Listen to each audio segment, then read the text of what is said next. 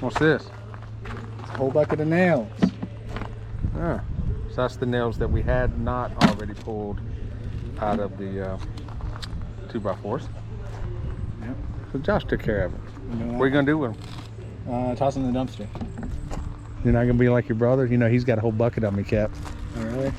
Yeah, I'm gonna just keep this in a shoebox under my bed. Yeah, they are the old nails. Hey, you know what? I think you should actually put those in one of the empty plastic buckets. And then what we'll do is we'll have giveaways where we send people nails that came out of the old house. That's a good idea. Yeah, don't throw them away. Put them in a bucket. What do y'all think? Should we throw them away, or should we do them as part of some future giveaways? Are they up here yet? What? The other screws.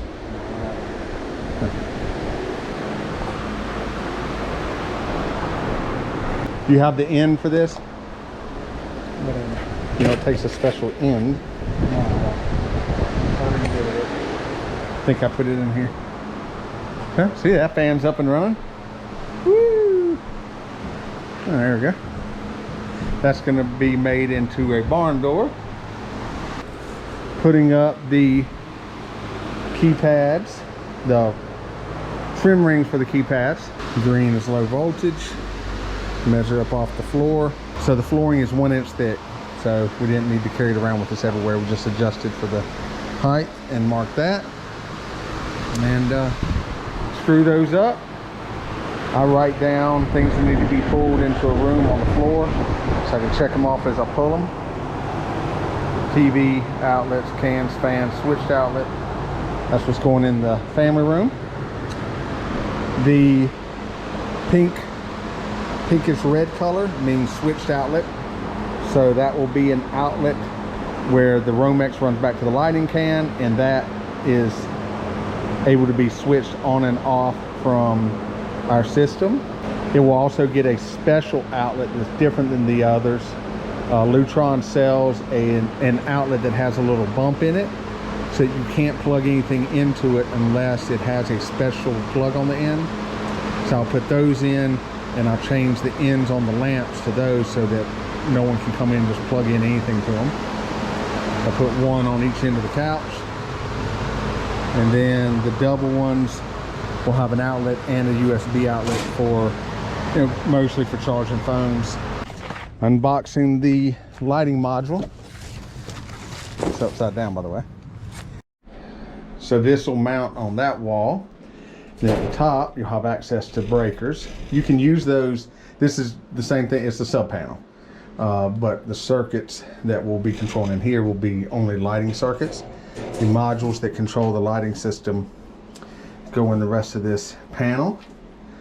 And then, you know, we may use a couple extra things, but I won't put, like, you know, the air conditioner control and water heater and all that stuff won't go in here. That goes in a sub panel that'll go here. And let's get to mounting it. All right, so we'll put up the Crestron lighting control panel there, and the sub panel for everything else that we want to pull into here there. That'll give us some options. I go with a larger panel. We could have done just a really small panel in here for what we've got to do, but why save $40 when you run out of space and then you're doing those space saver breakers, and it's just stupid. So I always find I end up needing more than what I thought. So we sometimes even do the larger panels in this. This gives us extra, part of that planning deal, right? So the water heater will go in here, so that gets fed off of that.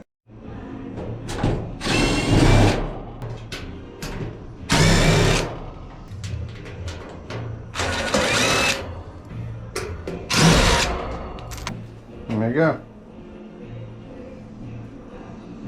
Code says you can't be more than 6 foot 6 inches to the top breaker in a sub panel. This is for ground. And then you got a neutral bar here, neutral bar there. All right, so let's open up this load center.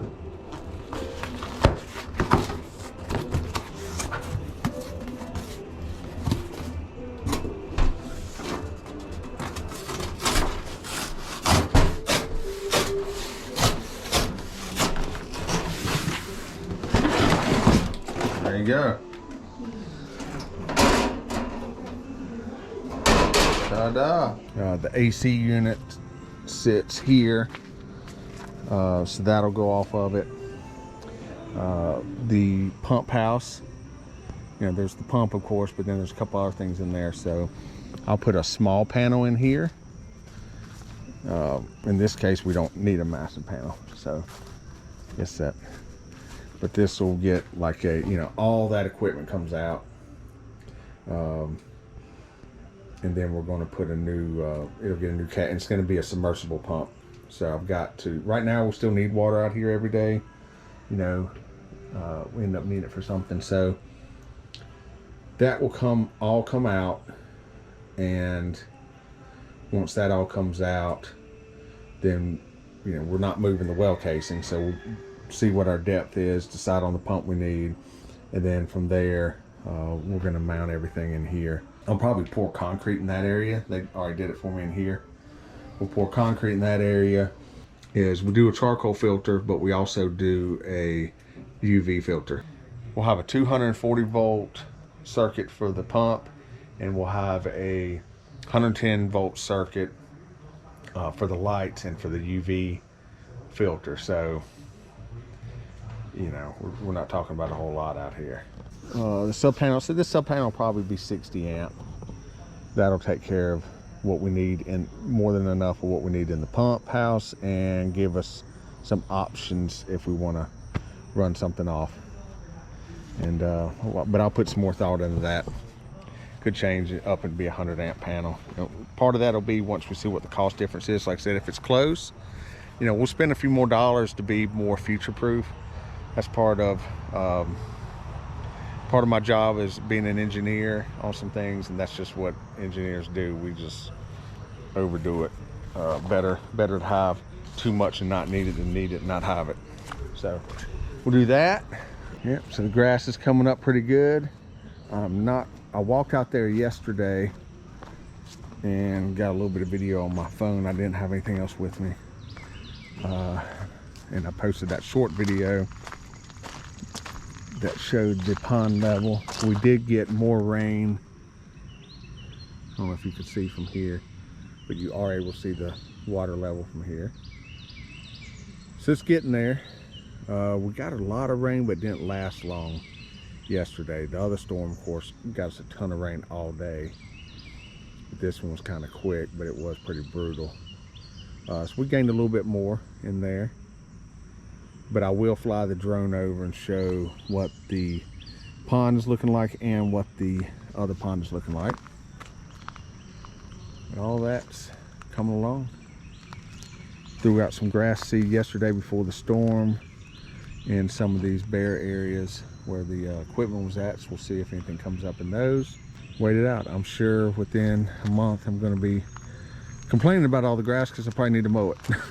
So what you get, need to clean up the sticks, but the storm was, like I said, it was pretty brutal. And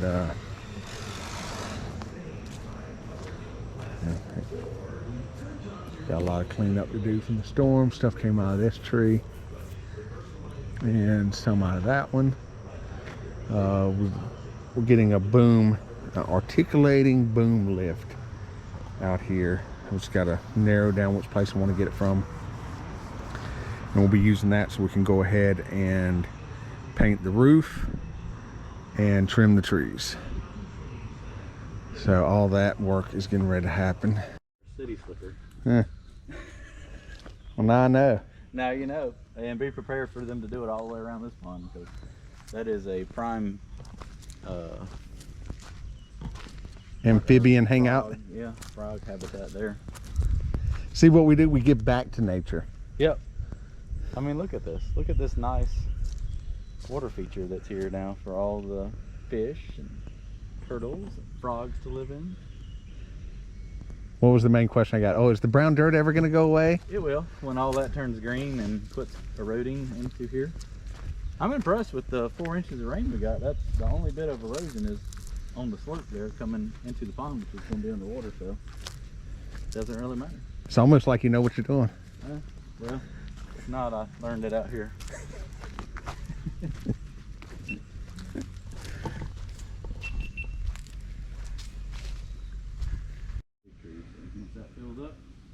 start flowing through here and then over there into the pond. I might have to do something long term, maybe put a pipe in here or something. But throughout the winter, the water's going to flow through here. Erode it down. We'll just have to see. Yeah. What's that, about 40 feet? Yeah, I mean, if we just put like one right in here. Just to get us to here. Be able to get across.